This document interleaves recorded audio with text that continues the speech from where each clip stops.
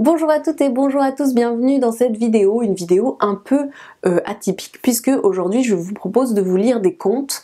Alors ça peut servir d'oracle dans le sens où je vais faire un tirage à 3 choix, donc vous allez voir si ça résonne avec vous particulièrement en ce moment, et puis sinon si c'est juste un moment de plaisir qui est agréable pour vous, voilà. Je vais tirer les contes du répertoire des contes de Jean-Pascal de Bailleul qui vient dans son jeu de la voix des contes. C'est un peu comme un oracle autour des contes, mais normalement il y a toute une construction avec une structure et ça se tire d'une certaine façon pour avoir des extraits des contes, etc.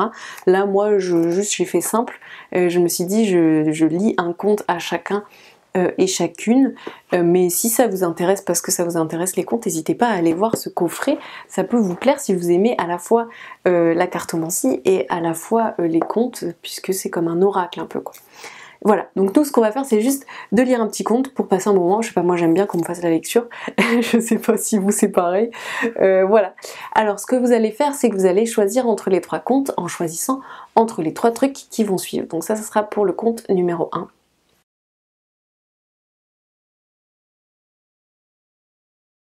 Ça, ce sera pour le conte numéro 2.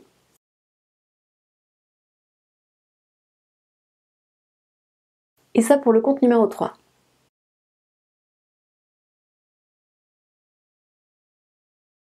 Voilà, j'espère que vous avez fait votre choix. Ce sera donc un tirage intemporel, donc quel que soit le moment où vous tombez sur la vidéo, vous pouvez la regarder.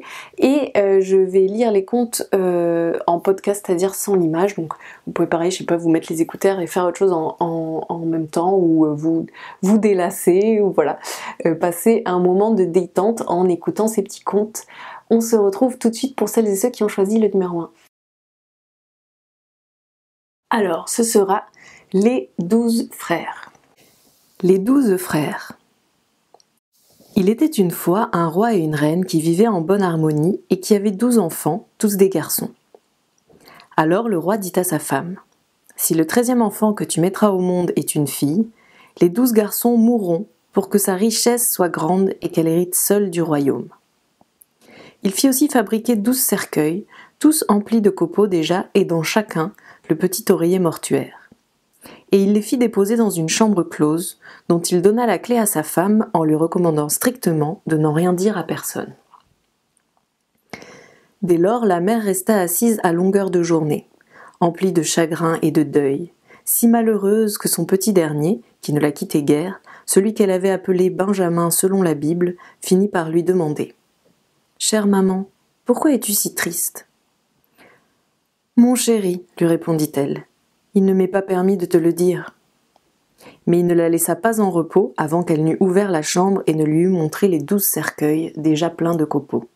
« Benjamin, mon chéri, lui dit-elle, ces cercueils c'est pour toi et tes 11 frères que ton père les a fait faire, parce que si je donne naissance à une fille, vous serez tous tués et couchés dedans pour être enterrés. » Et comme elle pleurait tout en lui disant cela, son fils la consola et lui dit : « Ne pleure pas, chère maman, nous saurons bien nous en garder et nous allons partir. » « Toi et tes 11 frères, allez-vous-en là-bas, dans la forêt, lui dit-elle. Et tout en haut de l'arbre le plus haut qu'on puisse trouver, que toujours l'un de vous soit installé à faire le guet pour surveiller ici le donjon du château. Si je mets au monde un garçon, je hisserai le drapeau blanc, et vous pourrez venir. Si c'est une fille, par contre, je hisserai un drapeau rouge, et alors vous vous enfuirez au plus vite et le plus loin possible, et que Dieu vous protège. Chaque nuit, je serai debout, et je prierai pour vous. En hiver, pour que vous ayez un feu où vous chauffez, en été, pour que vous ne soyez pas accablés par la chaleur. » Lors donc qu'elle eut béni ses fils, ils s'en allèrent dans la forêt. Et là, perché tout au sommet du chêne le plus haut, l'un d'eux guettait pour tous et ne quittait pas des yeux le donjon du château. Lorsqu'ils en furent au 11e jour et que c'était le tour de Benjamin, il vit que montait l'étendard, mais ce n'était pas le blanc drapeau, c'était la sanglante oriflamme annonciatrice de leur mort à tous. Et quand ses frères l'entendirent, ils furent pris de colère et dirent : « Faut-il que nous souffrions la mort à cause d'une fille ? Nous jurons de nous venger. Où que nous rencontrions une fille, son sang rouge coulera. » Sur quoi ils s'enfoncèrent toujours plus avant dans la forêt, au plus profond de laquelle, dans son cœur le plus ténébreux, ils découvrirent une petite cabane enchantée. C'est ici que nous allons habiter, décidèrent-ils. Et toi, Benjamin, parce que tu es le plus jeune et le plus faible, tu resteras à la maison pour t'occuper de tout, tandis que nous irons, nous autres, chercher de quoi manger. » Et c'est ainsi qu'ils s'en allaient chasser dans la forêt, tirant un lièvre ou un chevreuil, ou des oiseaux, ou des pigeons, et tout ce qu'ils pouvaient y trouver comme nourriture. Ils le rapportaient à Benjamin, qui devait les leur apprêter afin qu'ils pussent apaiser leur faim. Tous ensemble, ils vécurent 10 ans dans cette cabane, et le temps ne leur fut pas long. La fillette à laquelle leur mère, la reine, avait donné naissance, avait aussi grandi pendant ce temps-là. Elle était bonne dans son cœur et belle de visage, avec une étoile d'or au milieu du front. Un jour, de grande lessive, elle remarqua sur le séchoir 12 chemises d'hommes et demanda à sa mère « À qui sont ces chemises bien trop petites pour mon père ?» Sa mère lui répondit, le cœur lourd « Ce sont celles de tes 12 frères, ma chère enfant. »« Mais où sont-ils, ces 12 frères que je n'ai encore jamais vus ?» interrogea la fillette. « Tu le sais où ils sont, » soupira la mère. « Ils errent de par le vaste monde. » Et la reine emmena la petite, lui ouvrit la chambre close et lui montra les 12 cercueils, déjà pleins de copeaux, avec chacun le petit oreiller mortuaire. « Ces cercueils, lui dit-elle, étaient destinés à tes frères, mais ils se sont enfuis secrètement avant ta venue au monde. » Et elle lui raconta comment tout cela s'était passé.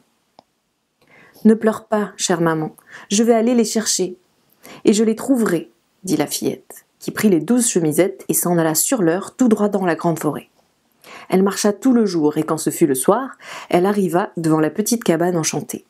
Elle y entra et se trouva devant un jeune garçon qui lui demanda « D'où viens-tu et où vas-tu » tout étonné de la voir si jolie dans sa robe royale avec son étoile d'or au front.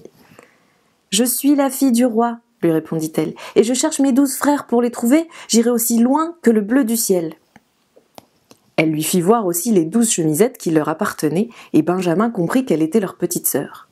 « Je suis Benjamin, lui dit-il, le plus jeune de tes frères. » Des larmes de joie lui vinrent en entendant cela, et Benjamin aussi en pleura. Ils s'embrassèrent et se cajolèrent de tout leur cœur, attendris et pleins d'amour. Puis Benjamin reprit la parole. « Ma chère sœur, il y a encore un mais.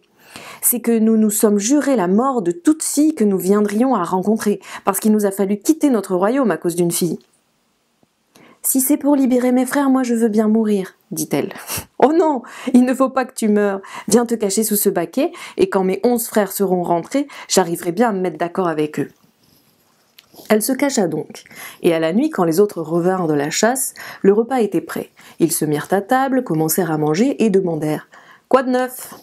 « Comment vous ne savez rien ?» dit Benjamin. « Non, répondirent-ils tous. »« C'est que vous courez la forêt ?» reprit Benjamin. « Et moi qui reste ici, à la maison, j'en sais pourtant plus que vous. »« Alors, dis-le, raconte, dis-le » s'écrièrent-ils. « Mais d'abord, me promettez-vous que la première fille que nous verrons ne sera pas tuée ?»« Oui, c'est promis, d'accord, elle aura sa grâce » clamèrent-ils tous. « Et maintenant, raconte-nous. »« Voilà, dit Benjamin, notre sœur est ici. » Il retira le baquet, découvrant la fille du roi dans sa robe royale, avec son étoile d'or au front. Oh, qu'elle était jolie et gracieuse et fine! Ils en furent tous ravis et lui sautèrent au cou, l'embrassèrent tendrement et l'aimèrent dès le premier moment de tout leur cœur. Alors elle resta à la maison avec Benjamin et l'aida dans son travail, tandis que les 11 frères couraient la forêt pour chercher du gibier, chassant le poil et la plume, les chevreuils sauvages et les tendres ramiers, tout ce qu'il fallait pour qu'ils eussent à manger. Benjamin et leur sœur s'occupaient de tout préparer. Elle cherchait le bois pour la cuisine et les herbes pour parfumer les plats, surveillait la marmite au feu, si bien que le repas était toujours prêt quand arrivaient les 11 frères. La cabane aussi était toujours nette et les lits toujours bien faits avec de beaux draps blancs et frais. Ils étaient toujours contents et vivaient en parfaite harmonie. Un jour donc que le frère et la sœur avaient cuisiné un bon plat, ils se mirent tous à table, se régalèrent et se sentirent pleins de joie. Touchant à la cabane enchantée, il y avait un jardinet, et dans ce jardinet, 12 lys de l'espèce qu'on appelle les étudiants. La fillette, pour faire un plaisir à ses 12 frères et voulant leur offrir à chacun une fleur pendant le repas, quitta la table et alla cueillir les 12 lys.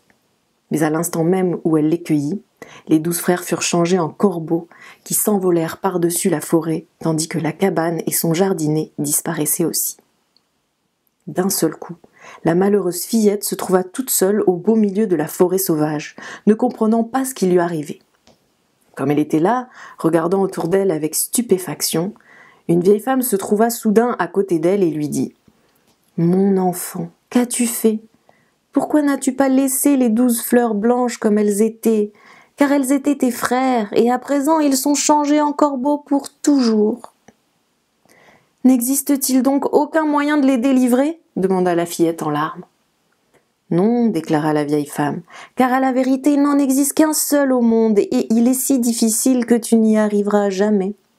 Il faut en effet que tu restes 7 ans muette pour les délivrer, sans te permettre ni un mot, ni un rire, et si jamais tu prononçais une seule parole, fût-ce même 1 heure avant la fin des 7 ans, tout aurait été vain, et tes frères seraient tués par cette seule parole. » La fillette, dans le fond de son cœur, se dit « Je sais assurément que je délivrerai mes frères. » Et elle partit de là, se chercha un grand arbre et grimpa s'y percher, puis se mit à filer sans dire un mot, ni jamais rire. Mais il advint qu'un roi chassa dans cette forêt. Et le grand lévrier qu'il avait avec lui courut à l'arbre sur lequel se tenait la fillette, sautant et aboyant à grand bruit vers le haut. Le roi vint à son tour et aperçut la jolie princesse avec son étoile d'or au front, si ravissante dans sa beauté qu'il cria vers elle, lui demandant si elle acceptait de l'épouser. Elle ne répondit point mais acquiesça d'un léger signe de tête. Alors il grimpa jusqu'à elle dans son arbre, la prit dans ses bras pour la faire descendre, la mit sur son cheval et rentra avec elle dans son château, où le mariage fut célébré avec beaucoup de pompe et non moins d'allégresse. Mais la mariée ne parlait ni ne riait point. Au bout de quelques années que les jeunes époux avaient vécu dans le bonheur, la mère du roi, qui était une mauvaise femme, se mit à dénigrer et à calomnier la jeune reine. « C'est une vulgaire mendiante que tu as ramenée à la maison, dit-elle au roi. Et qui sait ce qu'elle ne fait pas en secret ? Qu'elle soit muette et ne puisse parler, passe encore, mais elle pourrait rire au moins. Qui ne rit pas a mauvaise conscience. » Le roi, pour commencer, se contenta de faire la sourde oreille. Mais la vieille femme se démena si bien et si longtemps, accusa la reine de faire tant de choses impies, que le roi, à la fin, se laissa circonvenir et la laissa être condamnée à mort. Le grand bûcher sur lequel elle devait brûler fut dressé et allumé dans la cour du château, et le roi, qui l'aimait tant encore, avait les yeux pleins de larmes en regardant par la fenêtre. Déjà, elle était liée au poteau de supplice, déjà les flammes commençaient à lécher ses vêtements de leurs longues langues rouges, quand soudain on entendit dans les airs un grand froissement d'ailes, et l'on vit arriver 12 corbeaux qui se posèrent aussitôt. Et comme ils touchaient le sol, ce n'étaient plus des corbeaux, mais ses 12 frères dont elle avait gagné la délivrance. Ils dispersèrent le bûcher, éteignirent les flammes et sauvèrent leur sœur bien-aimée, qu'ils entourèrent, l'embrassant et la cajolant tendrement. Et maintenant qu'elle pouvait ouvrir la bouche et parler, elle expliqua au roi pourquoi elle avait été muette et n'avait jamais ri. Quel bonheur pour le roi de l'entendre et de savoir qu'elle était innocente. Et c'est ainsi que tous jusqu'à leur mort, ils vécurent ensemble en parfait unisson. Quant à l'odieuse marâtre, puisqu'il faut appeler ainsi la belle-mère, elle fut traduite en justice, puis enfermée dans un tonneau à demi plein de serpents venimeux et rempli d'huile bouillante. Et ainsi, elle mourut d'une terrible mort. Voilà, j'espère que ça vous a plu, que c'était agréable du moins à entendre, je sais pas, que c'était plaisant. N'hésitez pas à me dire ce que vous en avez pensé en commentaire. On se retrouve bientôt pour des nouvelles vidéos et des dimanches pour le tirage hebdo. Plein de belles choses à vous, ciao! Alors, pour vous, ce sera les 3 oisillons. Les 3 oisillons. Il y a de cela 1000 ans et même plus, on avait par ici une quantité de petits rois, parmi lesquels il y en avait un qui habitait sur le mont aux herbes et qui aimait beaucoup la chasse. Un jour donc qu'il allait à la chasse avec tous ses gens, 3 filles qui gardaient leurs vaches sur la montagne le virent. Et l'une d'elles cria aux autres en montrant le roi. « Eh oh, si je n'ai pas celui-là, je n'en veux aucun autre !» Plus loin, sur l'autre pente de la montagne, la seconde répondit, en désignant celui qui se tenait à la droite du roi, « Si je n'ai pas celui-là, je n'en veux aucun autre !» Et la troisième, qui était la plus jeune, dit à son tour, en montrant le cavalier qui se tenait à la gauche du roi, « Eh oh, si je n'ai pas celui-là, je n'en prendrai point d'autre !» Or, ces cavaliers n'étaient autres que les 2 ministres du roi. Le roi les avait entendus, et quand il rentra de la chasse, il fit venir les 3 jeunes filles et leur demanda ce qu'elles avaient dit tantôt sur la montagne. Aucune ne voulut rien dire et le roi, en se tournant vers l'aînée, lui demanda s'il lui plairait de l'avoir comme époux. Elle lui donna son oui, et ses deux sœurs épousèrent également les deux ministres, car elles étaient toutes trois fort jolies, mais surtout celle qui devint la reine, avec ses beaux cheveux couleur de lin. Comme les deux sœurs cadettes, après leur mariage, n'attendaient point d'enfants, le roi les pria de venir, une fois qu'ils devaient partir en voyage, pour tenir compagnie à la reine, qui était enceinte et attendait la naissance d'un jour à l'autre. Elle mit au monde un magnifique garçon, qui fut comme une étoile rouge sur le royaume. Mais les deux cadettes discutèrent entre elles et décidèrent de le jeter à l'eau. Elles étaient si jalouses. Et quand elles l'eurent jeté à l'eau, voici que s'envola un oisillon dans les airs qui se mit à chanter. Tom à la mort donnée, connaît un autre arrêt. Tom en gerbe de lys, te voici donc, mon fils. Craignant pour leur vie en entendant cela, les deux sœurs s'en allèrent vite de là, et quand le roi rentra chez lui, elles lui annoncèrent que la reine avait eu un chiot. « Ce que Dieu a voulu, c'est comme il faut que cela soit, » répondit le roi. Mais là-bas, près du fleuve, vivait un pêcheur qui repêcha le tout petit enfant qui respirait tout juste encore. Et comme sa femme n'avait pas eu d'enfant, ils le prirent chez eux et s'en occupèrent. Une année après, alors que le roi de nouveau se trouvait en voyage, la reine mit au monde un second garçon, dont s'emparèrent de nouveau les deux mauvaises sœurs pour aller le jeter à l'eau. Et le petit oiseau s'envola de nouveau dans les airs en chantant. Tom à la mort donnée, connaît un autre arrêt. Tom en gerbe de lys, te voici donc, mon fils. Au retour du roi, elles lui dirent encore que la reine avait eu un petit chien, et le roi répéta « Ce que Dieu a voulu, il faut que cela soit bien. » Mais celui-là encore fut repêché par le même pêcheur qui le prit et l'éleva chez lui. Lorsque la reine fut enceinte une troisième fois, elle eut une petite fille que les méchantes sœurs allèrent également jeter à l'eau. Alors le petit oiseau s'envola et chanta « Tom à la mort donnée, connaît un autre arrêt. Tom en gerbe de lys, belle fillette te voici. » Lorsque le roi rentra de voyage, elles lui apprirent que la reine avait mis au monde une chatte. Le roi en fut fâché cette fois, et fit mettre sa femme au cachot où elle demeura enfermée pendant des années. Mais avec les années aussi les enfants grandissaient, et un jour que l'aîné voulait aller à la pêche avec d'autres garçons de son âge, les autres ne voulurent pas de lui et lui dirent « Toi l'enfant trouvé, laisse-nous tranquille !» Tout affligé, le garçon s'en vint demander au vieux pêcheur si c'était vrai ce que les autres avaient dit.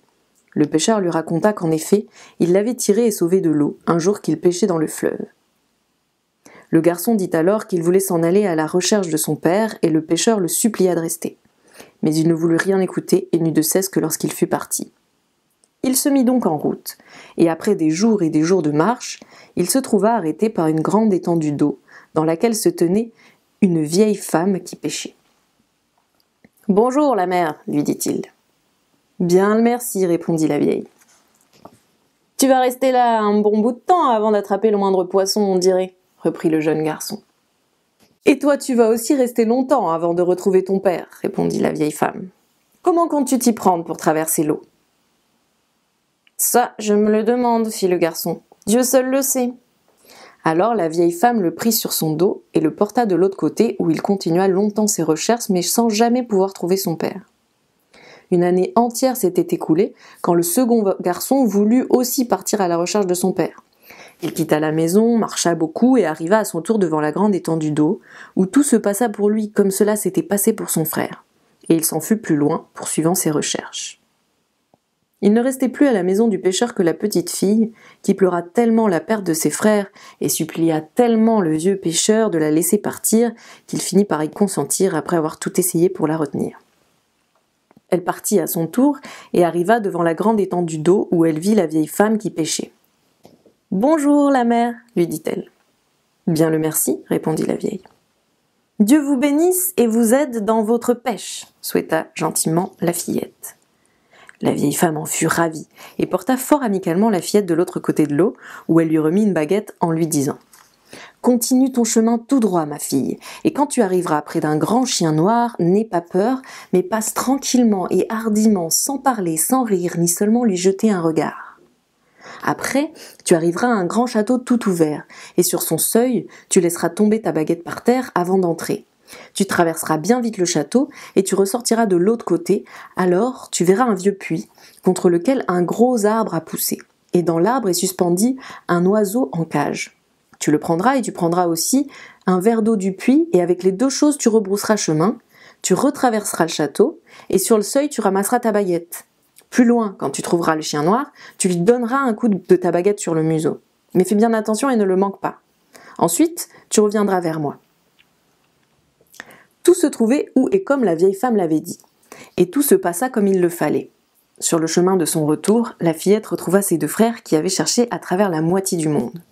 Ensemble tous les trois, ils arrivèrent jusque devant le grand chien noir couché en travers du chemin, et quand elle lui frappait sur le museau avec sa baguette, il se transforma en un beau prince qui les accompagna jusque devant la grande eau. La vieille femme était là, qui les attendait, et qui se réjouit infiniment de les voir tous les quatre.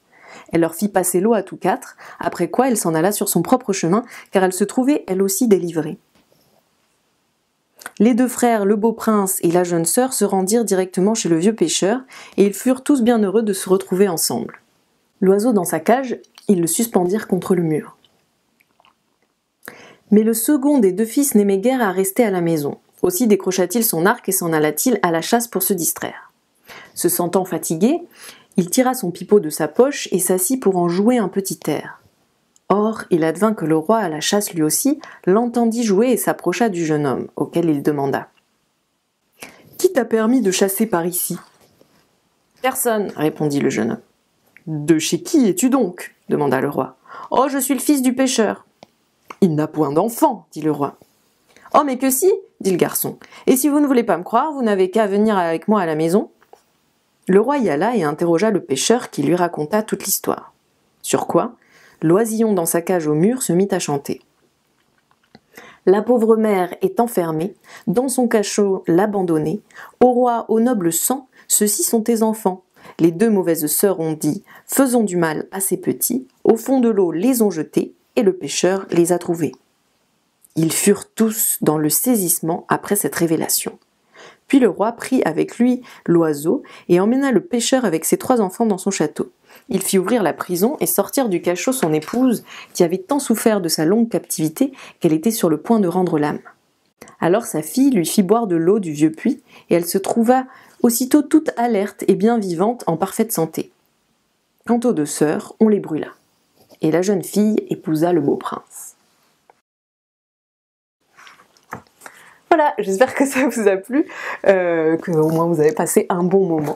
J'étais contente de vous lire ce conte et on se retrouve bientôt pour la prochaine vidéo qui sera donc dimanche et qui sera le tirage hebdo. Plein de belles choses à vous, ciao.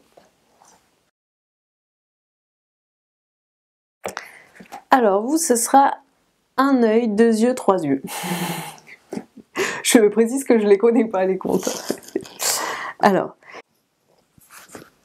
Un œil, 2 yeux, 3 yeux.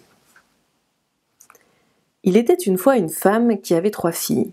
L'aînée s'appelait un œil parce qu'elle n'avait qu'un œil unique au milieu du front, et la seconde s'appelait 2 yeux parce qu'elle avait ses 2 yeux comme tout le monde, tandis que la cadette se nommait 3 yeux parce qu'elle avait 3 yeux, ayant elle aussi un œil au milieu du front, telle sa sœur aînée. Mais comme 2 yeux n'étaient pas faites autrement que les autres gens, ni ses sœurs ni sa mère ne pouvaient la souffrir. « Toi, avec tes 2 yeux, lui disait-elle, tu ressembles à tout le monde et tu n'es pas des nôtres. » Elle ne faisait que de la malmener et maltraiter, la bousculer et la chasser toujours dans les coins, ne lui laissait que de vieilles frusques pour s'habiller, ne lui donnait que leur reste à manger, et encore juste de quoi ne pas mourir de faim. Bref, c'était leur souffre-douleur. Or, il advint qu'un jour, comme 2 yeux s'en était allé garder la chèvre dans les prés, la faim dont elle souffrait la fit pleurer, parce qu'une fois de plus, ses 2 sœurs ne lui avaient donné que trop peu. Assise dans l'herbe, la pauvre pleura et pleura tellement qu'elle avait 2 petits ruisseaux qui lui coulaient sur les joues. Mais quand elle leva les yeux pour implorer le ciel dans sa détresse, elle vit devant elle une dame qui lui demanda « 2 yeux, pourquoi pleures-tu ?»« Comment pourrais-je ne pas pleurer ?» lui répondit 2 yeux. « Sous prétexte que j'ai 2 yeux comme tout le monde, mes 2 sœurs et ma mère ne peuvent pas me souffrir. Elles me font toutes les misères, elles me chassent de partout, m'habillent de loques et ne me donnent pas assez à manger. Je n'ai jamais que leur reste et aujourd'hui il y en avait si peu que la faim me tenaille sans cesse. »« Allons, sèche tes larmes, 2 yeux, lui dit la fée, et écoute-moi bien. Tu ne connaîtras plus jamais la faim, tu n'as qu'à dire. Mais la biquette, petite table prête. Et tu auras devant toi la table mise proprement avec la nappe blanche et le couvert, et les plats finement servis dont tu pourras manger autant que ton envie. Et après, lorsque tu seras bien régalé et que tu n'en auras plus besoin, tu diras « Mais la biquette, petite table arrête !» et aussitôt elle aura disparu sous tes yeux. Ces paroles dites, la fée était partie. Alors Deux Yeux se dit qu'elle allait essayer tout de suite si c'était bien vrai puisqu'elle avait si grand faim. Mais la biquette, petite table prête. Mais oui, presque en même temps que les paroles, la petite table se trouvait là, avec sa nappe blanche, l'assiette, le couteau, la fourchette et une cuillère d'argent. Et les plats succulents et fumants attendaient devant elle et sentaient bon. On eût dit qu'ils arrivaient tout droit de la cuisine. « Mon Dieu, soyez notre hôte en tous les temps, Amen !» Telle était la prière que Deux Yeux s'était empressée de dire parce que c'était la plus courte qu'elle savait. Puis elle se servit et se régala de tout son cœur. Après, quand elle eut bien mangé de tout et se sentit complètement satisfaite, elle dit ce que la fée lui avait enseigné. « Mais la biquette, petite table, arrête !» La table, avec tout ce qu'il y avait dessus, s'évanouit et disparut à l'instant même. « Le service est fameux !» se dit Deux Yeux, toute heureuse et rassérénée. Et le soir, quand elle rentra avec la chèvre et trouva son écuelle de terre avec les restes que lui avaient laissés ses sœurs, elle n'y toucha point. Pas plus qu'elle ne toucha aux rares bribes qui lui étaient destinées le lendemain, quand elle repartit avec la chèvre. Une fois, 2 fois, cela passa, et les sœurs ne s'en aperçurent même pas. Mais comme la chose se répétait sans cesse, elles s'en firent la remarque. Il y a quelque chose de louche là-dessous. Deux Yeux ne touche plus à rien, alors qu'elle a toujours dévoré ce qu'on lui laissait jusqu'à maintenant. Elle doit avoir trouvé quelque chose. Et pour mettre le doigt dessus et découvrir la vérité, Un Œil, la sœur aînée, décida de l'accompagner le lendemain quand elle irait garder la chèvre afin de voir si quelqu'un lui donnait à manger ou à boire. « Je vais avec toi aujourd'hui, Deux Yeux, » lui dit Un Œil au moment qu'elle allait partir. « Il faut que je voie si tu gardes convenablement notre chèvre et si tu l'amènes vraiment aux meilleurs endroits. » Deux Yeux, qui ne fut pas dupe et se douta bien de ses vraies raisons, mena la chèvre dans l'herbe haute, mais beaucoup plus loin que là où elle avait l'habitude. Arrivée là, elle appela sa sœur et lui dit « Viens, Un Œil, nous allons nous asseoir ensemble et je vais te chanter quelque chose. » Fatiguée par cette longue promenade et par la chaleur d'un soleil dont elle n'avait pas non plus l'habitude, l'aînée somnolait à demi, tandis que Deux Yeux lui chantait, sans cesse sur le même air « Un œil, ma sœur, ne dors-tu pas ? Un œil, ma sœur, dors-tu déjà ?» Finalement, Un Œil ferma son œil unique et s'endormit. Dès que Deux Yeux en fut bien sûre, et la vit endormie assez profondément pour ne pouvoir pas la surprendre, elle se hâta de dire sa petite chanson. « Mais la biquette, petite table prête !» Pour s'asseoir bien vite à sa petite table, manger et boire son content, avant que de chanter de nouveau « Mais la biquette, petite table, arrête !» Après que tout eut disparu, Deux Yeux réveilla sa sœur et lui dit « Un œil, au lieu de regarder, voilà que tu t'endors. Et pendant ce temps, la chèvre pouvait courir n'importe où. Viens, nous allons rentrer. » Lorsqu'elles furent revenues à la maison, Deux Yeux ne toucha pas au malheureux petit morceau qu'on avait mis dans son écuelle, mais Un Œil fut bien incapable de dire à sa mère pourquoi elle ne mangeait pas. « Je me suis endormie là-bas », avoua-t-elle pour s'en excuser. Le lendemain, la mère dit à Trois Yeux « C'est toi qui iras aujourd'hui avec elle, mais fais attention et surveille-la bien, car si Deux Yeux mange là-bas, ou si quelqu'un lui apporte à manger et boire, cela doit se faire en cachette. » Alors Trois Yeux alla rejoindre Deux Yeux et lui dit qu'elle voulait venir avec elle garder la chèvre et voir si elle le faisait bien. Deux Yeux ne fut pas dupe et comprit parfaitement ce qu'elle avait dans l'idée. Aussi mena-t-elle la chèvre assez loin dans les hautes herbes, puis elle invita sa sœur à s'asseoir à côté d'elle en lui proposant de chanter un peu pour la distraire. Trois Yeux s'étendit dans l'herbe, déjà fatiguée par le long chemin et un peu étourdie par la chaleur du soleil. Alors Deux Yeux reprit à son intention sa petite chanson de la veille. Mais par inattention, elle commença comme la veille et chanta sans s'en apercevoir. « Un œil, ma sœur, ne dors-tu pas ?» avant de reprendre correctement. « Trois Yeux, ma sœur, dors-tu déjà ?» Et quand la petite berceuse accomplit son œuvre, Trois Yeux s'endormit en effet, mais seulement avec ses 2 yeux. Son 3e œil, lui, ne s'était pas endormi. Ayant échappé au charme, et si elle le ferma, ce fut par ruse, et seulement pour pouvoir guetter sous ses cils et surprendre tout ce qu'il y aurait à surprendre. Aussi, lorsque 2 yeux, la croyant profondément endormie après sa petite chanson, mangea et but son content, puis chanta l'autre petite chanson, Le troisième œil de Trois Yeux vit tout. Deux Yeux vint alors réveiller sa sœur et lui dit comme à l'autre « Tu dormais, Trois Yeux, tu ne vaux rien pour garder, viens nous rentrons à présent. » Et elles rentrèrent, mais quand elles furent à la maison, Deux Yeux ne toucha pas à ce qu'on avait mis dans son écuelle, et Trois Yeux dit à la mère « Je sais à présent pourquoi cette orgueilleuse ne veut rien de ce qu'on lui donne. Une fois là-bas, elle dit à la chèvre « Mais la biquette, petite table prête ?» Et elle a devant elle une petite table couverte des meilleurs plats, bien meilleurs que ceux que nous mangeons nous. Son repas terminé, elle dit encore « Mais la biquette, petite table arrête » et alors tout s'en va. J'ai tout vu clairement et nettement parce qu'avec une petite chanson, elle m'avait endormi Deux Yeux, mais le troisième était resté ouvert. C'était plus qu'il n'en fallait pour exciter la jalousie furieuse de la mère. « Mademoiselle a des prétentions, hein !» s'écria-t-elle en s'en prenant à Deux Yeux. « Mademoiselle veut jouir d'une meilleure existence que la nôtre, hein ? Eh bien, c'est un plaisir dont tu vas te priver. » Empoignant un couteau, elle courut à la chèvre et lui enfonça le couteau dans le cœur. En voyant sa chèvre morte, Deux Yeux se précipita hors de la maison et s'en alla pleurer amèrement, assise dans l'herbe du premier pré. Soudain, la fée se trouva de nouveau devant elle et lui demanda « Pourquoi pleures-tu, Deux Yeux ?»« Comment pourrais-je ne pas pleurer ?» répondit Deux Yeux. « La chèvre qui dressait si joliment la petite table pour moi quand je lui chantais votre petite chanson, hélas, elle est morte à présent, et c'est ma mère qui l'a égorgée. La faim et les misères sont revenues pour moi. » « Écoute-moi bien, Deux Yeux, je vais te donner le bon conseil, lui dit la bonne fée.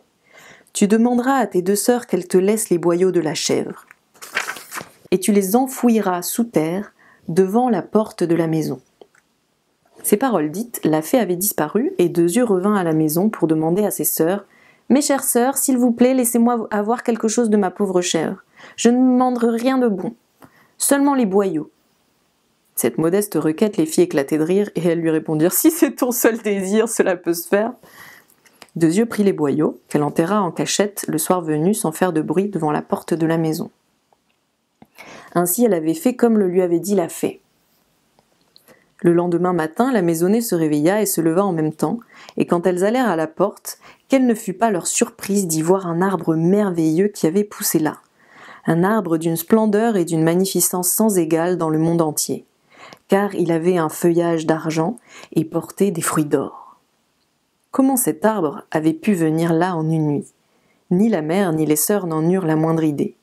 Mais Deux Yeux, elle, le savait très bien, parce que l'arbre avait poussé à l'endroit même où elle avait enterré les boyaux de la chèvre. « Monte sur l'arbre, mon enfant, dit la mère à Un œil, et cueille-nous quelques-uns de ces fruits merveilleux. » Un œil monta dans l'arbre, mais quand elle avança la main pour attraper un fruit d'or, la branche s'écarta brusquement. Elle eut beau recommencer autant de fois qu'elle voulut, ce fut à chaque fois la même chose, et il lui fut impossible de toucher un seul des beaux fruits d'or. « Vas-y, toi, à Trois Yeux, commanda la mère. Tu pourras mieux te débrouiller avec tes trois yeux que ta sœur avec son unique œil. Un œil se laissa glisser au bas de l'arbre et Trois Yeux y grimpa prestement. Mais elle put bien s'y prendre comme elle voulut et regarder partout à la fois avec ses trois yeux, elle n'eut pas plus de succès que son autre sœur. Les fruits d'or se tenaient toujours hors de sa portée.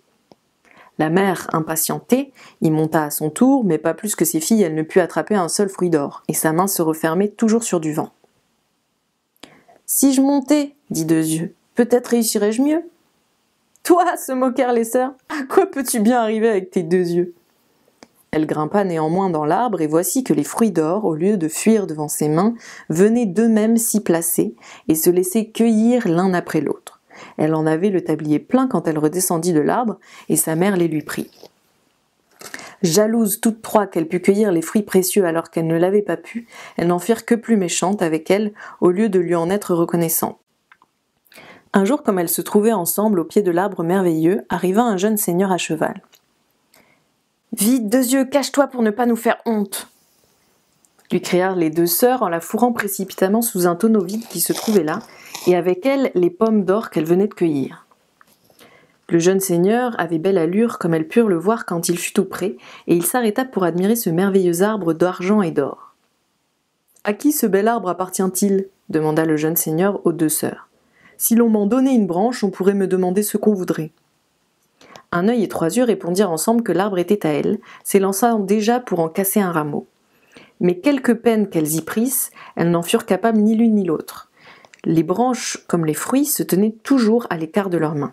« Il est vraiment étonnant que l'arbre vous appartienne, dit le jeune cavalier, si vous n'avez pas le pouvoir d'en couper un simple rameau. » Les deux sœurs soutinrent néanmoins que l'arbre était bien et bien leur propriété.